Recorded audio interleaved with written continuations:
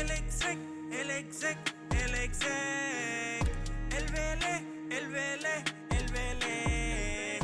El fenómeno que todos quieren ser. El chamaquito que no pueden entender. How we doing, guys? Welcome to episode 112 of the Exec Talk podcast. I'm your host, Del Velez. How we doing? 1 day away from the NBA Finals, Game 1. This episode right here, this is going to be known as the pre-finals breakdown, a legacy episode, okay? We're going to go in and out, backwards and forwards, diagonal, transdimensional, okay? We're going to skip planets and galaxies and talk about this finals in every way possible, okay? So if you're here for a breakdown that is, complete to the role players, to the coaches, historical significance, legacy building, what this means for the future of the NBA, you came to the right place, okay? So let's start by setting up the stage. What in the beginning of the year could have told us that this would be the final? And if we start with Boston, it's easy. They were the pre-hervited favorite. They made two huge trades, acquiring Kristaps Porzingis and Drew Holiday to add to Derek White, to add to Jason Tatum, to add to Jaylen Brown, to add to Al Horford. You give up Marcus Smart, but you get Drew in return, a Hall of Fame defender. You get Kristaps Porzingis, a 7'3" sniper from the 25 feet, one of the best shot blockers in the NBA, just put up the best post-up season in the last 25 years, and the last 10 years of efficiency.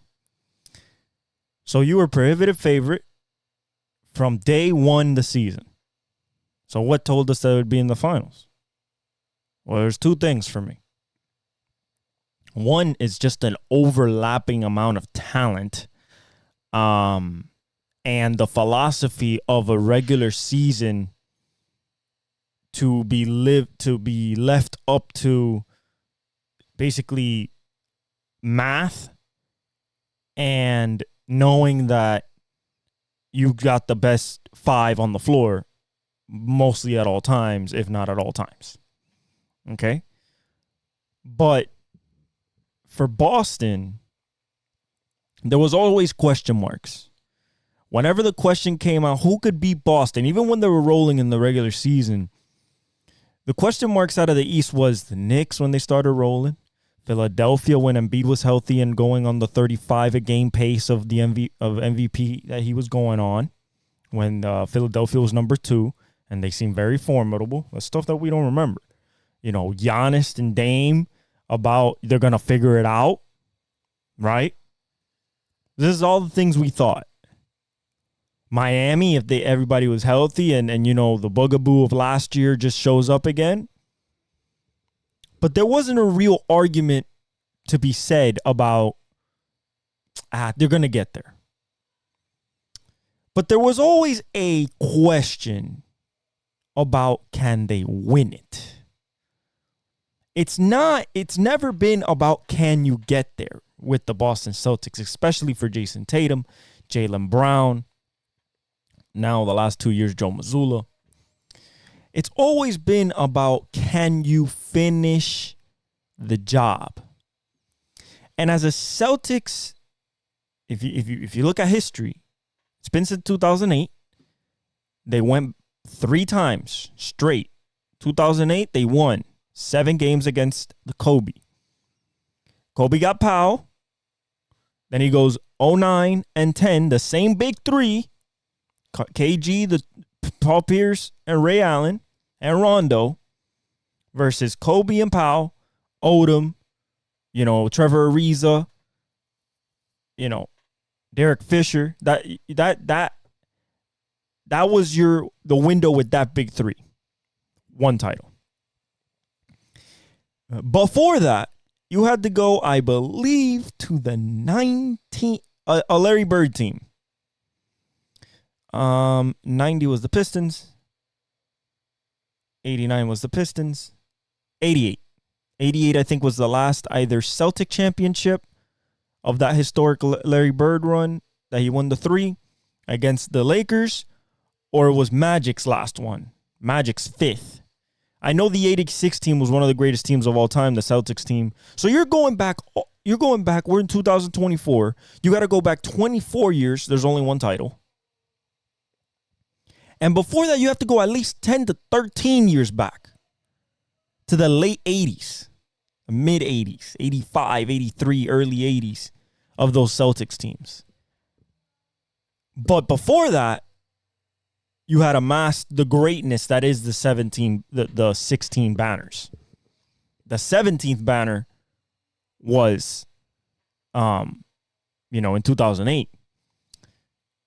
So it's been 16 years. And, to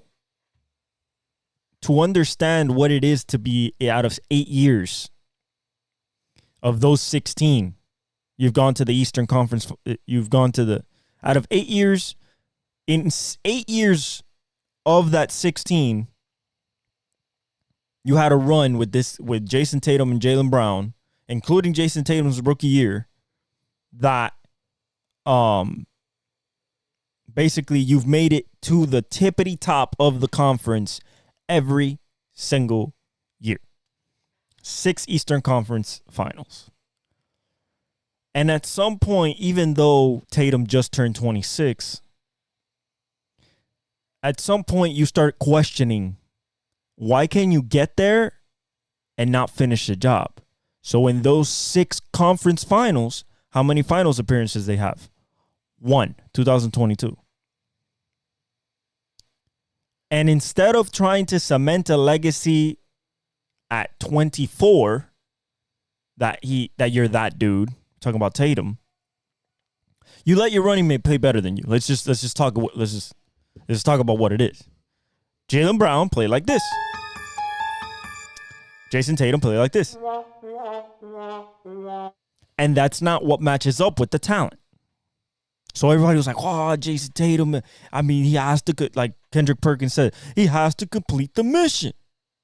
If he wants to be one of those Celtics great to ever wear the uniform, he has to complete the mission.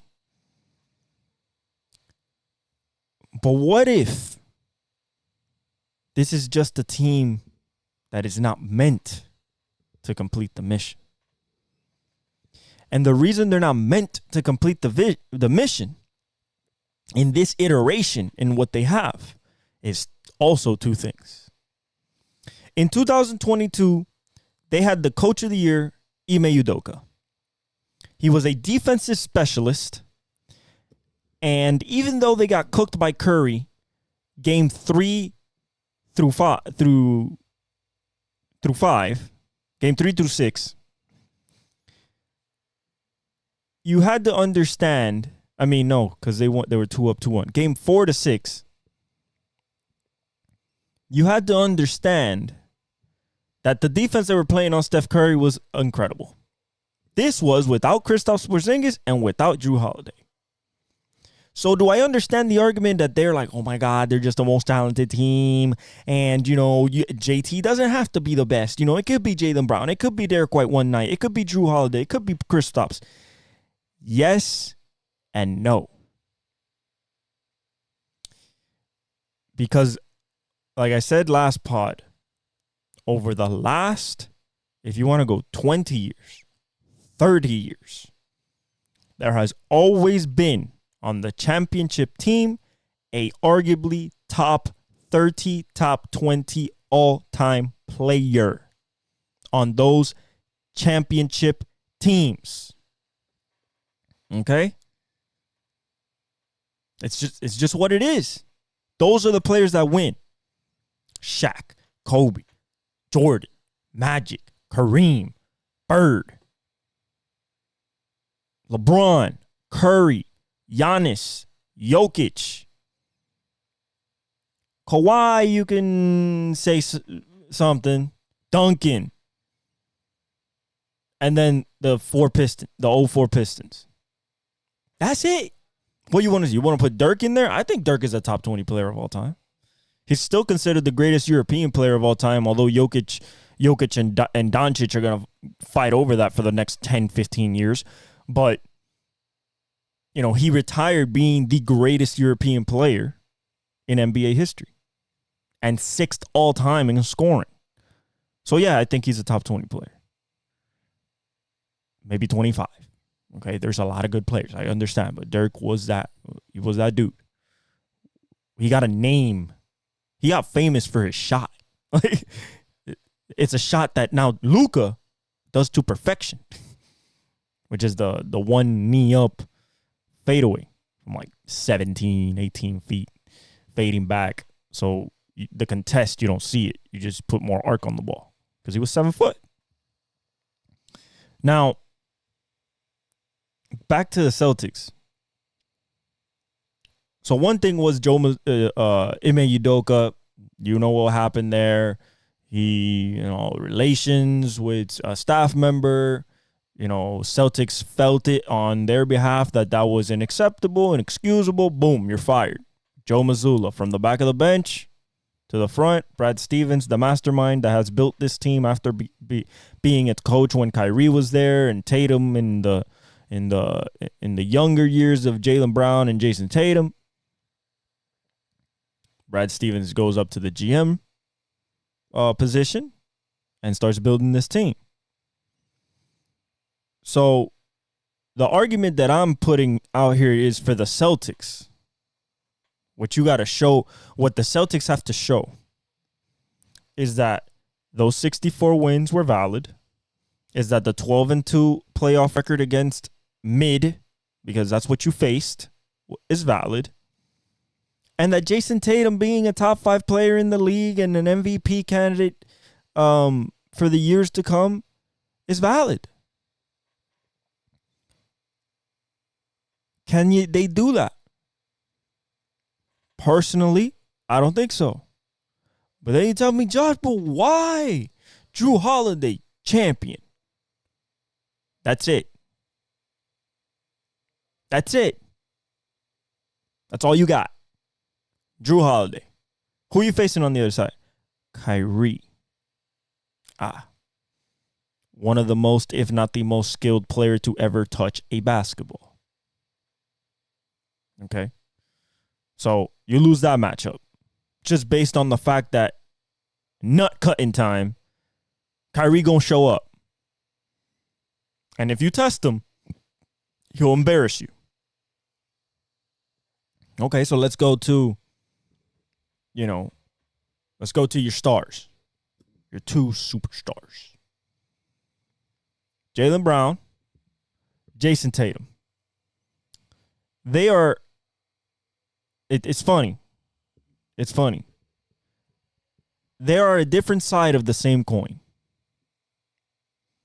On one side, you have the ultra talented, the God gift, the given ability, the 6'9", long arms, hellacious defender, smooth game, has everything from the 3 to the mid, 4-level score, because there's 4 levels. JJ Redick has broken that down. LeBron's broken that down.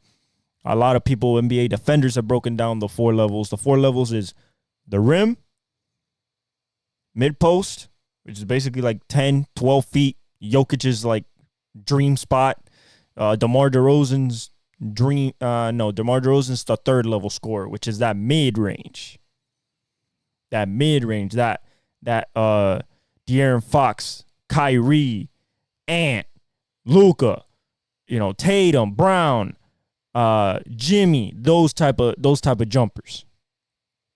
And then you have the Steph Curry, Damian Lillard, Klay Thompson, Luka, Kyrie, Jaylen Brown, Tatum, range. And even then, they have talked about maybe a 5th, and that's being the deep, the Steph Curry, Damian Lillard range, the Kevin Durant range. And at the same time, he don't have that dog in him. So you got every type of scoring that you have. You got the handle. You can pass. You can rebound. 6'9", length, vertical, competitive. But you really don't have that killer in you. You don't got it. It didn't show up for you in the gene profile. It didn't show up for you. You got the dice roll, but you didn't roll triple sixes, double sixes. You were at the craps table and you got a flush, not a royal flush. Now you can make a championship with that. You can make a couple championships with that, but you're missing the one intangible that you need in order to succeed against a guy on the other side that does have that intangible. And that's exactly why I said, regardless of who got out of the West, whether it was Jokic, Luka, Ant, or even SGA, they were going to whoop the Eastern team, even if it was Boston. Because every single one of those dudes has that intangible. You didn't have to face two of the guys in your three. You missed out on three of the guys who has that same trait in your conference. You missed out on Jimmy, you missed out on Giannis, and you missed out on Brunson. Yes, I put Brunson up there. He is that dude. Okay? So now you got the stage. You're at home, number 1 seed, historic season. And the funniest thing is, I saw a graphic today. Jason Tatum has won the 4th most playoff games at age 26 and younger. The other 3 dudes, Kobe, Shaq, and Duncan, I believe. No, Tony Parker. At this stage, they already had 3 championships. All of them. Kobe, Tony Parker, and Shaq. All of them had 3 chips. Do you know how many Jason Tatum has? Winning 64 games before his being age 26 or younger? 0. 1 finals appearance.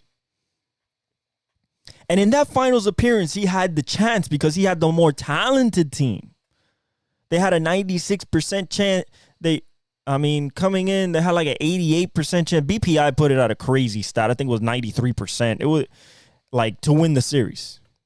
This is pre-game 1. Then they win game 1. Okay? Then they win game 1. Then Golden State 1-1. Then they go to Golden State.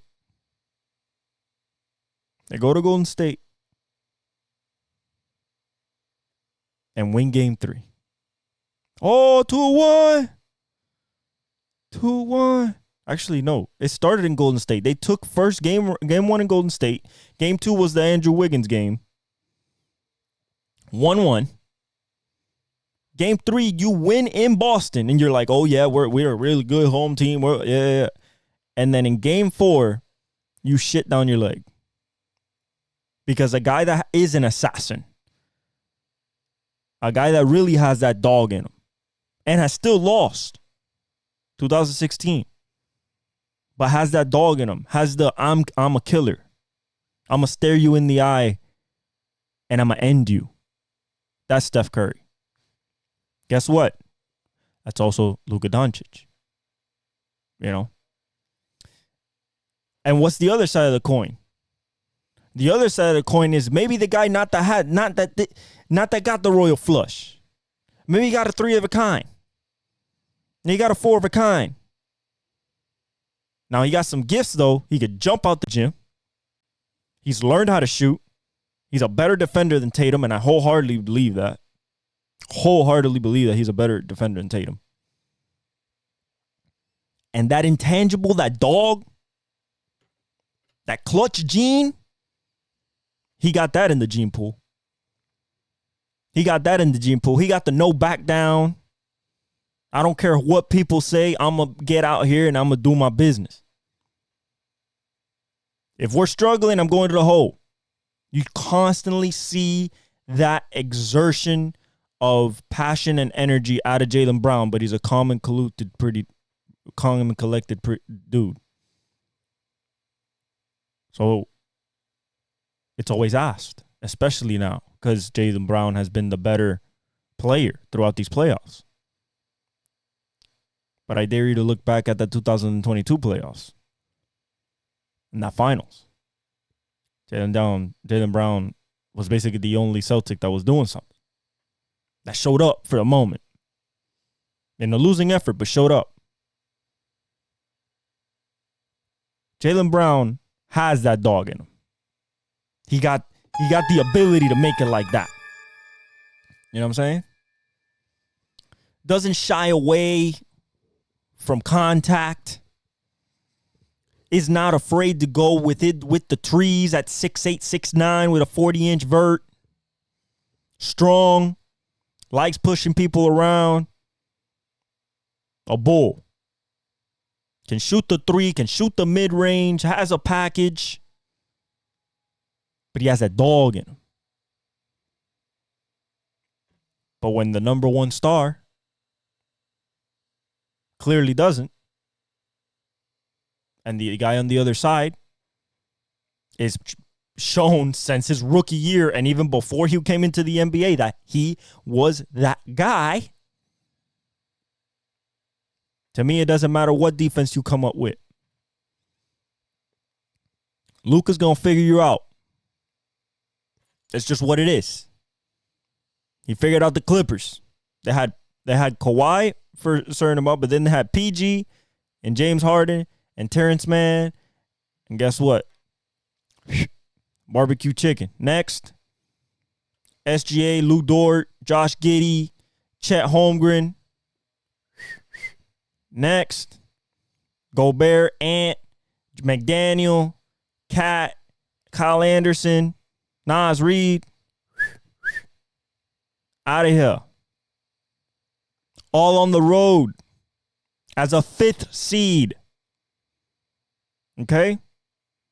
Don't be talking to me about, oh, this is such a special team and everything. This is a 5th seed. On the road. In LA. Bounce them. On the road. Number one team in the in the West. OKC. SGA, number 2 in MVP voting, was my MVP. Personally, I think he should have won MVP. But that's besides the point. Great defense, great offense. And got him out of here. And then the number 1 defense in the league. So if he cooked the number 1 defense in the league, what in the hell do you think that the Celtics can do to do any better? I'm going to put it this way. Luka, you better hope that he comes a little off in game 1. A little off.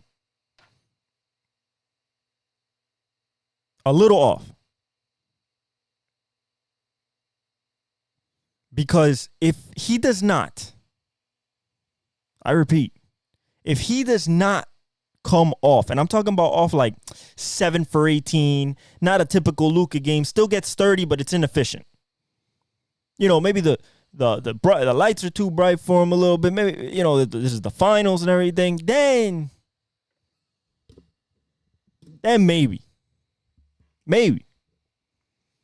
But if Luka comes out and is just Luka, and we're talking about just Luka, not some extraterrestrial being that I know he could turn into. We all know that if he wanted to, and he wanted to raise the level, the intensity really, and put the heat on the other team, he could go out there and average 38, 15, and 10 on a good efficiency.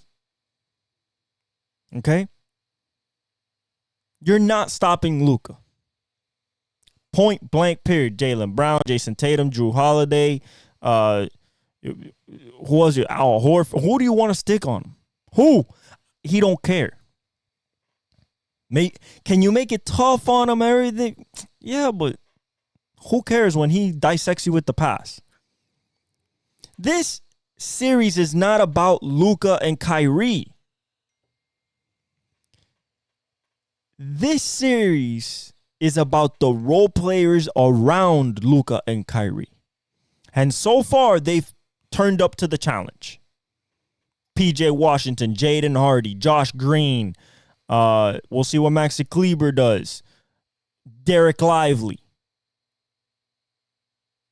Daniel Gafford. Derek Jones Jr. They've all stepped up to the level to meet Luka and Kyrie where they at.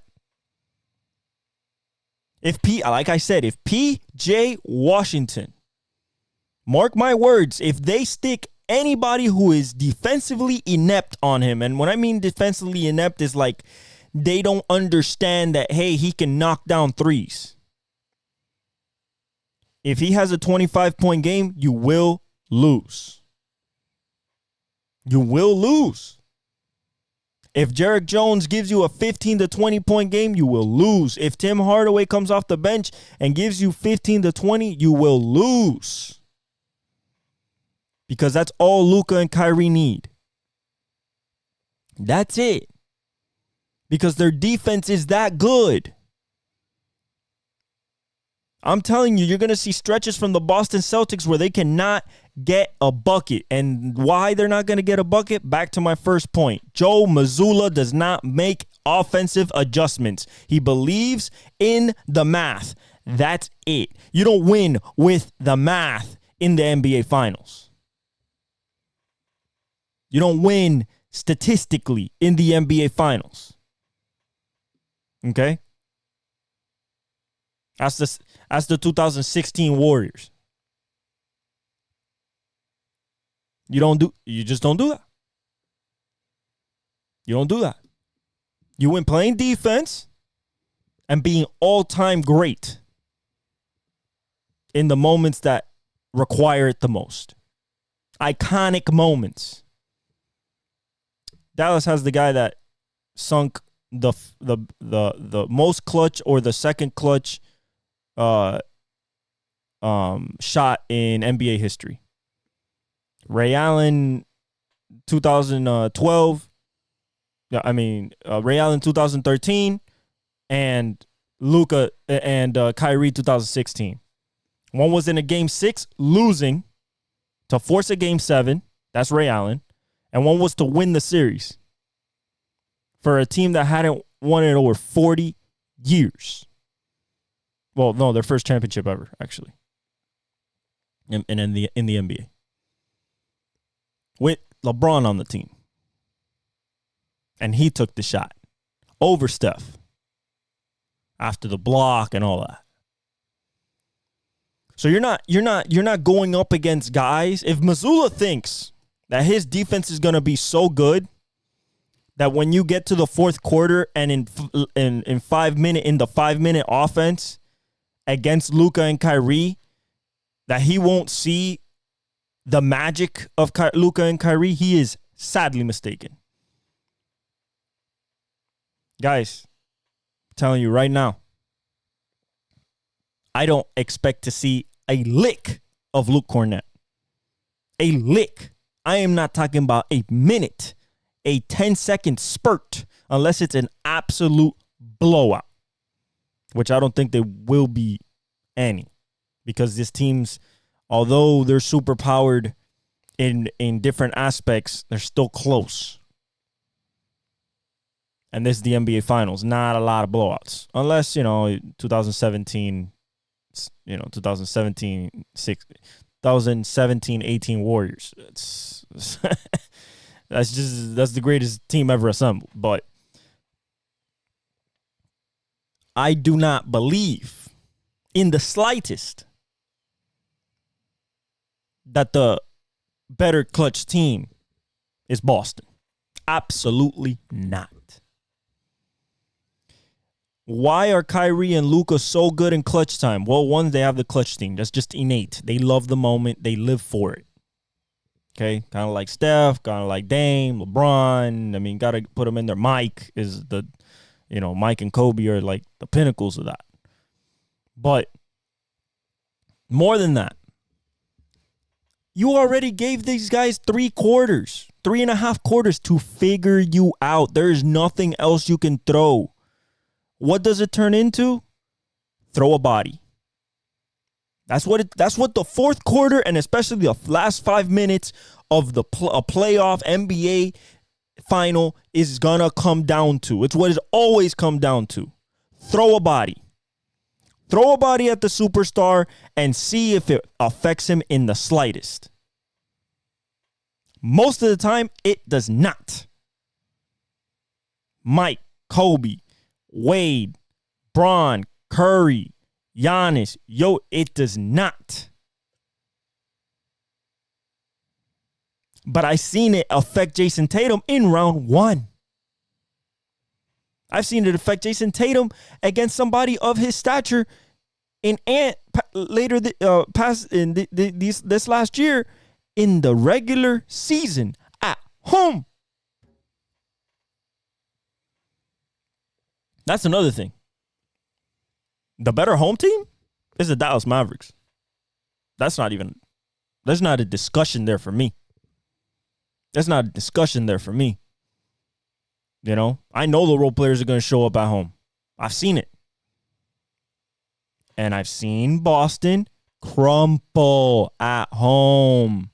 Absolutely crumble. Now, they have this attitude that doesn't matter if a team goes up 20, that they're going to get back. That they're going to get back with their defense and everything like that. Nah. Nah.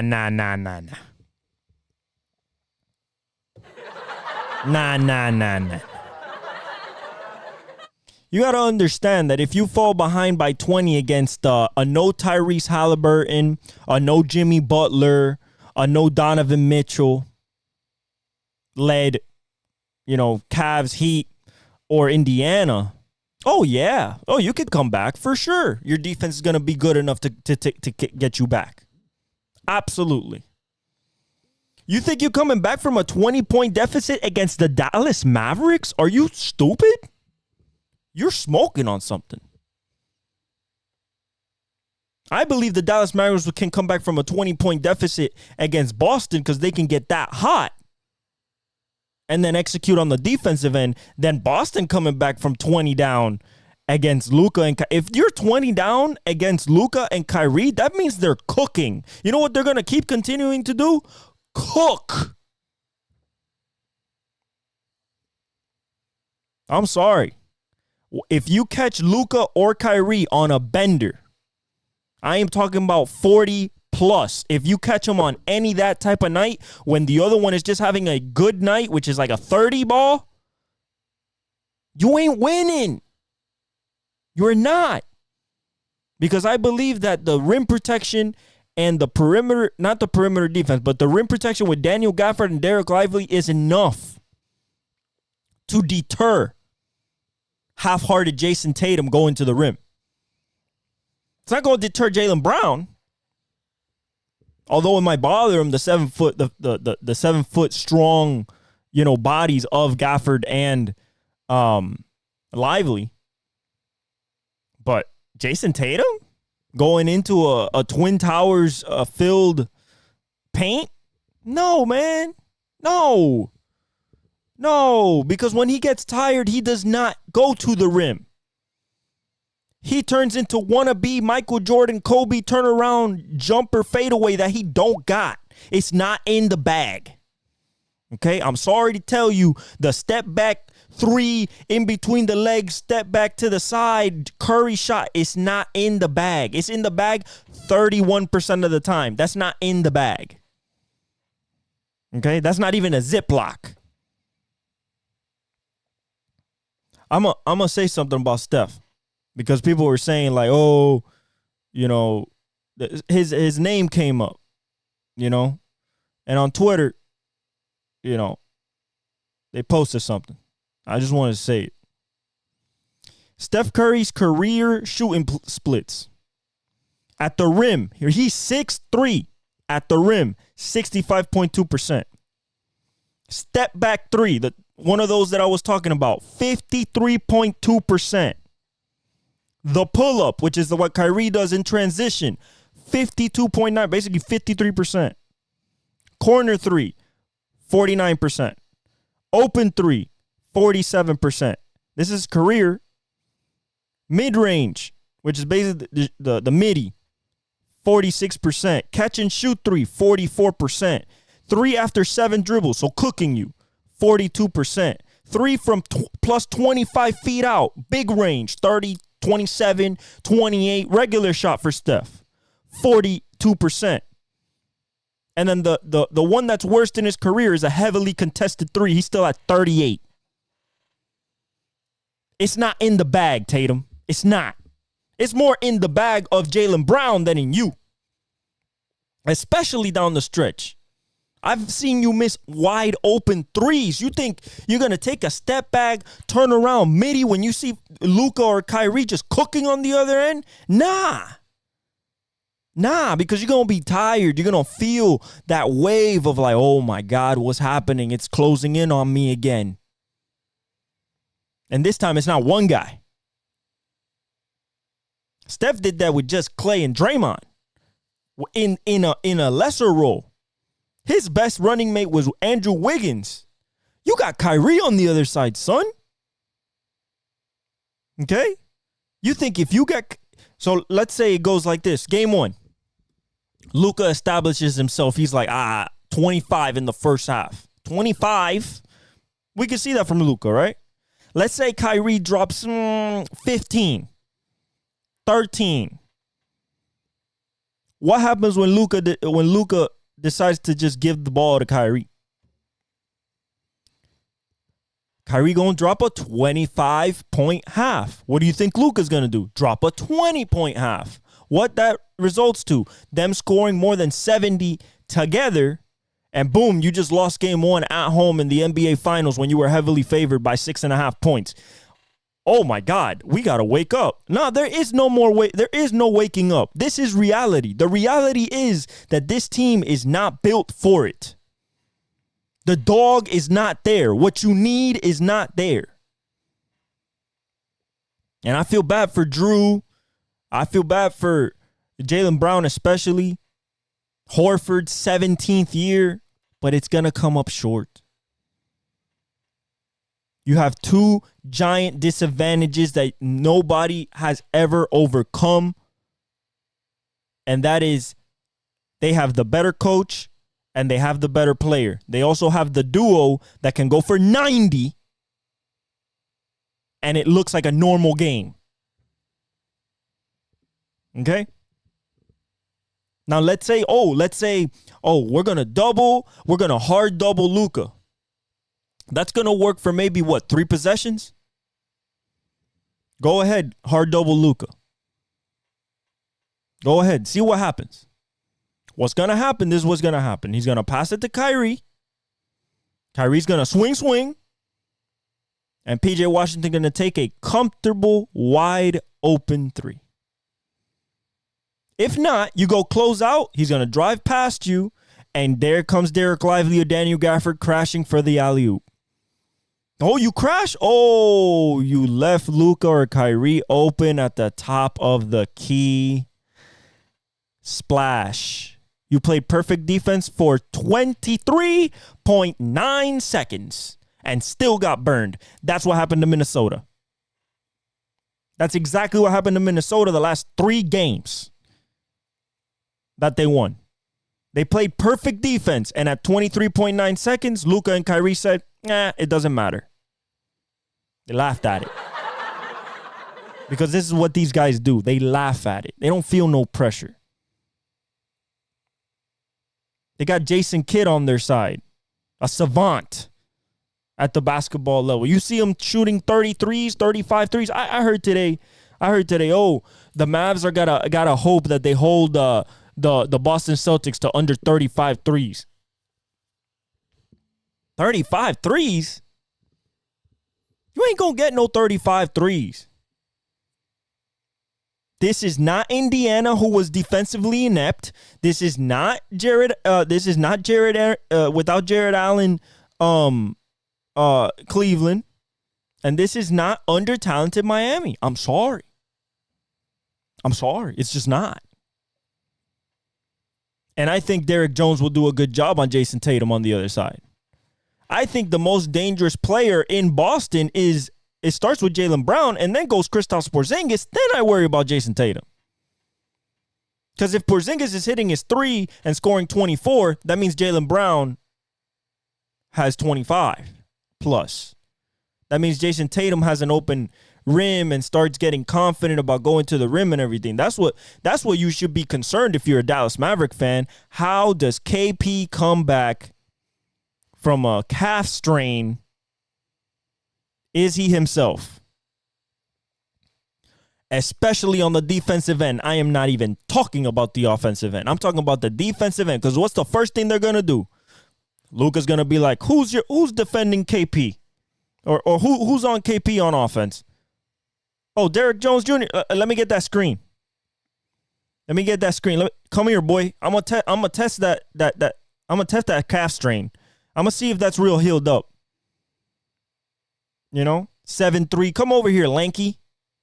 Let's see what you got. I played against you and did not like you, so I'm gonna cook you, and that's what he's gonna do. Unless that strain is perfectly healed, he can contest, he can explode. He gonna be barbecue chicken. Kyrie, where? Let me get Peyton Pritchard. Let me get Hauser up here. You want to play your bench? You ain't playing your bench. You ain't gonna play your bench. Your rotation stops at Al Horford because KP's on the floor.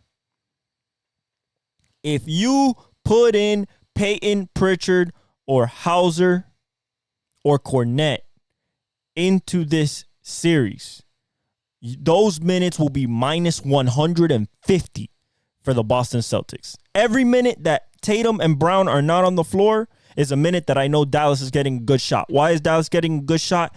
At no point in the game will there not be no Kyrie and no Luka on the floor. There will always be one. What does that mean?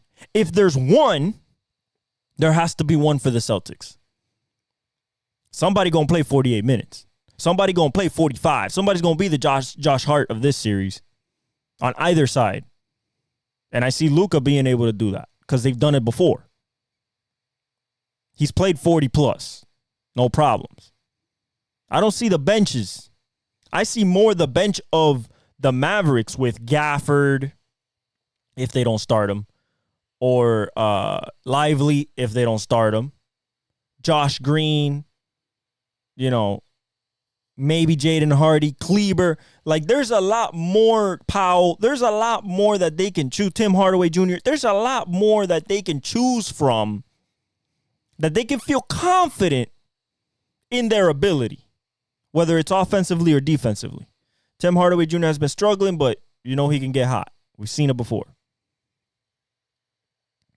But if you're telling me as a Boston fan, looking me eye to eye, and that first sub package comes out for the guards and you see Peyton Pritchard out there against Luka or Kyrie, you are praying for 30 seconds and a timeout.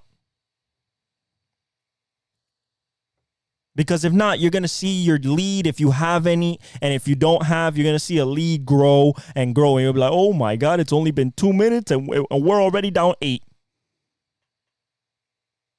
That's what you got to do. You don't got to deal with when everybody's on the floor. They might cancel each other out. What are you going to do when Tatum or Brown or Porzingis is off the floor? You think you're going to give the ball to Derek White? He's going to score every single time? You're going to get the best shot every single time with Derek White and Drew Holiday running the offense. What about when Drew goes to the bench and they have Kyrie out there? You're going to put Peyton Pritchard on Kyrie? You're about to see you're about to see what Curry did to Dellavedova. Yeah, Kyrie got a good look at that. That's what you're going to see. Barbecue chicken. Okay? Don't talk to me about when both teams are on the floor. Talk to me when one of the guys is not on the floor. Talk to me when you need a bucket 3 minutes. Both teams haven't scored. We need a bucket. It's down. We're down 1. We're tied. You need a bucket. 3 minutes. Who you trusting? You're going to trust Jaylen Brown, Jason Tatum, 26-footer? Step back? Or are you going to trust Luka methodically going down the lane, maybe getting a lob, maybe collapsing the defense, passing to Kyrie. Kyrie gets open into the lane, crash. Luka, what is the poison you want to die from? Is what I'm asking Boston. Because they're going to have to pick one. It is not as easy as just like, one of them, Kyrie or Luka, you got to shut them down, and then, you shut everybody else down. Nah. Play Luka single cover. You know what? I think that's what they're going to do. I think that's exactly what they're going to do game 1 tomorrow. They're going to play Luka one-on-one with Jaylen Brown. That is their first strategy call. Let's see how long that happens before Luka has 25 on good efficiency, gone to the line, and Brown has 2 fouls, 3 fouls on him in the first half. And then hasn't given you anything on the offensive side. Remember what I said last pod? The rebounding edge, I give it to the Mavs. Ain't no way Luke Cornett is going out there or Al Horford's going out there against Gafford, PJ Washington, and Lively and grabbing rebounds, not to mention Luka. Nah. This possession is ending as soon as you shoot that shot and that shit's a brick. That's when this possession is ending. And Luka's in let's see the transition points off turnovers, and offensive rebounding. Just with that, I'll tell you who wins the series, and I promise you is the Mavs. Okay? Now let's talk legacy. What does this championship do for the Boston Celtics? Well, they get banner 18, go back to number 1 in NBA history for the banners. They become the Yankees again. Okay? It automatically puts Jason Tatum in the stratosphere of the Birds and Paul Pierce and KG and Ray Allen and Havlicek, Bob Cousy, Bill Russell. But it's only one championship. And I heard it on ESPN today. It's about time. That's the sentiment that Boston will feel and that the NBA world will feel. All you Boston fans, be souls. I respect y'all. But what you're going to feel is it's about time. Okay? You're going to celebrate Jason Tatum. You're going to celebrate Jaylen Brown. Now, there is a question on both sides. I'm being very honest here. On both sides on who could actually be the finals MVP. And I'm going to tell you right now, there's 4 people that could win that award. 4. The favorite is Jason Tatum. Guess what? He's going to lose the series. So, no, he's not going to win it. It's going to be a Mavericks player. But the favorite is Jason Tatum. Luka's number 2. And then Brown and Kyrie. Kyrie can win this finals MVP. All he has to do is average 30. On 50, 40, 90. That's it. 50, 40, 90, 30. Finals MVP. Tatum has to outplay Jaylen Brown in the biggest moments. Jaylen Brown can't have no game winners. Jaylen Brown cannot have no fourth quarter performances. Because as we saw with the 2015 finals, where they gave it to Andre Iguodala,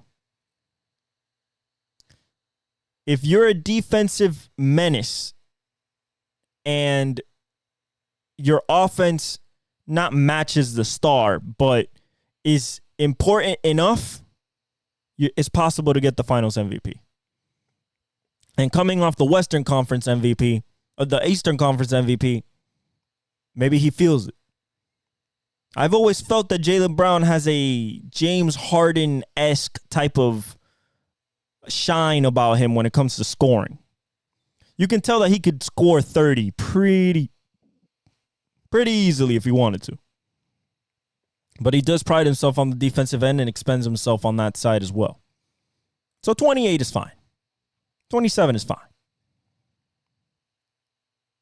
But that does not mean that if Jaylen Brown scores 30 on good efficiency and defends Luka and they win, Jaylen Brown should be the Finals MVP. Because he would have outplayed, and if you guys have recency bias or don't want to look at history, and I know that they don't look at history maybe for the award, but it's in the subconscious of the people who vote, Jaylen Brown was the best player in the 2022 Finals versus the Warriors of the Celtics. Because Jason Tatum averaged 17. Or 22, but 17 the last 3 games. Like, you can't tell me it's a dog when it's not. That's a puppy. Okay, and if we're talking legacy-wise, I believe that the question mark is going to be, can they do it again? And even if they win, that answer is still no. Because there is no way you will get an easier path than this year. Embiid will come back. Giannis and Dame will be better. Brunson will be better, and maybe with another co-star. You still got to deal with the Heat, whatever we want to do, whether it's go get 36-year-old KD or go get Donovan, something. I don't expect us to do anything crazy, but you still got Indiana. You still got Orlando. So you got problems. You got legit problems. And I'm telling you right now, if they lose this finals, this duo is going to be looked at very differently in NBA history. Very differently. Especially if Jaylen Brown is the better player. There's going to be some very tough conversations happening. Now let's go to the other side. Let's go to the Mavs. Luka with this championship becomes the youngest super duper ooper star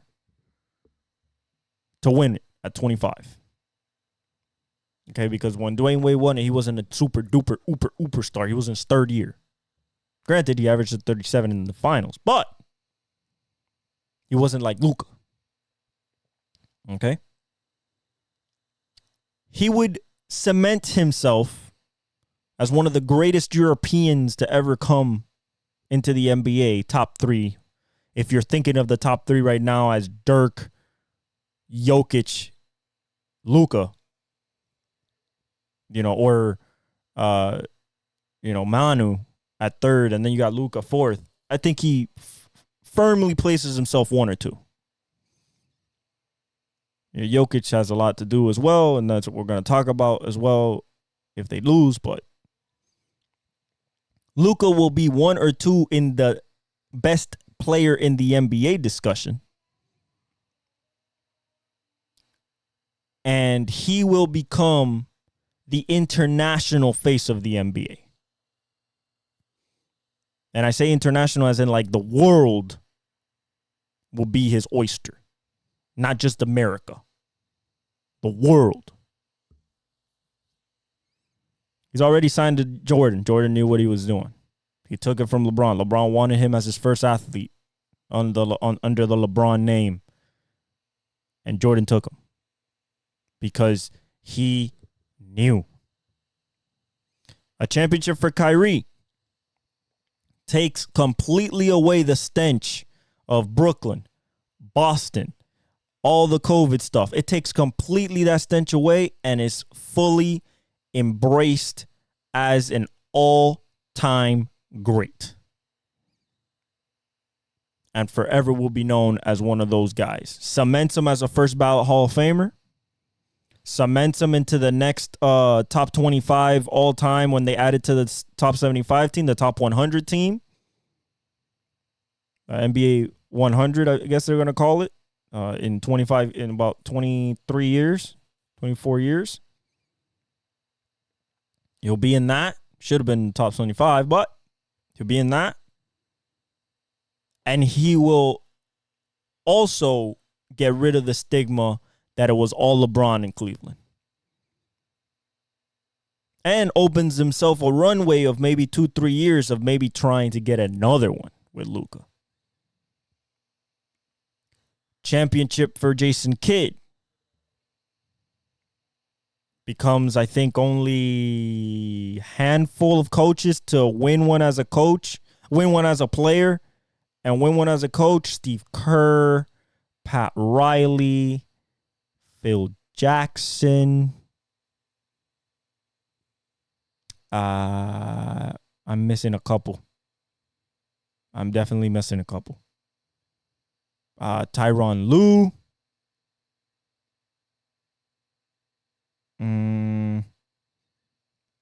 Those are the ones I remember by my brain right now. Puts him in an elk. He's already a top 75 player, one of the greatest point guards of all time, arguably top, not arguably. Magic, Steph, Isaiah, Chris Paul, Jason Kidd. Jason Kidd with the championships, though, and the 3 finals appearances as a player, and then a finals appearance as a coach. Yeah, I think it'd be Magic, Steph, Isaiah, Jason Kidd. Will be cemented as a great coach as well. And that team will have a runway with the youngness of 25, Luka not being at his fully formed self, Kyrie taking care of his body, being his great self for another 5-6 years, Derek Lively getting better, PJ Washington getting better, Josh Green, Jaden Hardy, maybe bringing in somebody else to be just a compliment, just like a third piece, just like a Chris Middleton, type of guy if they want to. Not even, Daniel Gafford's going to grow. He's in his 20s. So there's a lot of runway there if they do win. But if they lose, it might be seen as like, the one that got away. And the reason I say that is not because I don't believe Luka or Kyrie or Jason Kidd can get back there in next year or even the year after. But the road is going to be so tough. You ask the Celtics, hey, can you come back next year? They'll probably be like, yeah, we can. And to some extent, like, you could believe, like, yeah, maybe they do. They can. In the West? No. I don't think we're seeing the same team coming out of the West in the next 5-6 years. I think I think it's going to be a different team unless somebody just goes berserk, like a Luka, like a Ant, like a Jokic, like a Wemby. Think about this in the West. There's people that were injured this year and caused teams not to be in the playoff race. The Grizzlies, John Morant. Zion was not in the playoffs because he got hurt in the playing game after dropping 40. And probably would have won that game. That's another team. Steph and the Warriors will retool. The Lakers will always retool.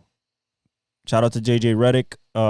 You're probably going to be the coach. At this point, Shams has basically announced it, that you're going to be the coach. They're zeroing in on JJ Redick as the coach. We know it's JJ. Shout out to JJ. From sharpshooter to ESPN to coach of the Lakers. Incredible. And I love him too. Love that dude. Shout out the old man and 3. The Lakers. Clippers are going to do something. And then you got Wemby coming. Wemby will be in the playoff race next year. That's not to mention Ant in the Timberwolves, Jokic in the Denver, and OKC with SGA. We didn't even mention those. That's why you got to get it this year. You got to get it at your age 25 season. This series overall will show us that it doesn't matter how much NBA media wants you to believe something. It doesn't matter how much, accolades a team gets in the regular season. It doesn't matter how much a player has to get pushed or is getting pushed as an agenda to be the next one, because the NBA Finals shows us all. They wanted to crown him 2 years ago. Steph Curry stomped on that. Now he's 26, going up against a 25-year-old and a 32-year-old with his partner being 27. Young team. Battle-tested. Every single label that you can think of. 6 conference finals in 8 years. Every other team to have done that. Championships, at least one. Most of them, multiple. Don't give me point differential. Don't give me offensive rating and defensive efficiency. Don't give me more made threes, more taken threes. I don't want none of that. The finals show who are the dogs for real. Who are the king of kings of this mountain. For the last 25 years, besides the Heat, Milwaukee, Cleveland, and Toronto, and Boston in 08, it has been the Western Conference. That's just a fact. The fact. Because the Western Conference is the stronger conference. You're tested more throughout the season. Eastern Conference is for babies. Because everybody gets hurt. No, Atlanta don't play no defense. Charlotte's a free win. Detroit's a free win. The Wizards are a free win. That's why you got 64 wins. I'd rather take the 5th seed that has gone on the road and knocked off everybody in their way. No questions. That's just me. So I think that's what this series is going to define. Who's right? NBA media or real hoop heads that see what's really going on? See the talent that we're seeing in Luka Doncic. The type of caliber of player that he will be in his career. Already averaging the 3rd most points per game in a career ever, behind Mike and Wilt at 28.7. Mike is the only one to average 30 for a career. So, with Luka having 15 years left on this runway, if he wins it now, the legacy just becomes cemented. Now he just builds on everything. Because he's the catalyst. He is the one. Not no Jason Tatum. And that's what we're going to learn in this NBA Finals. Thank you so much for joining me on this beautiful Thursday morning for you guys. Let's enjoy the finals. Go Panthers against the Edmonton Oilers. Hopefully Verstappen doesn't win this weekend in F1. Paul Skeens was pitching today. We'll see how he did.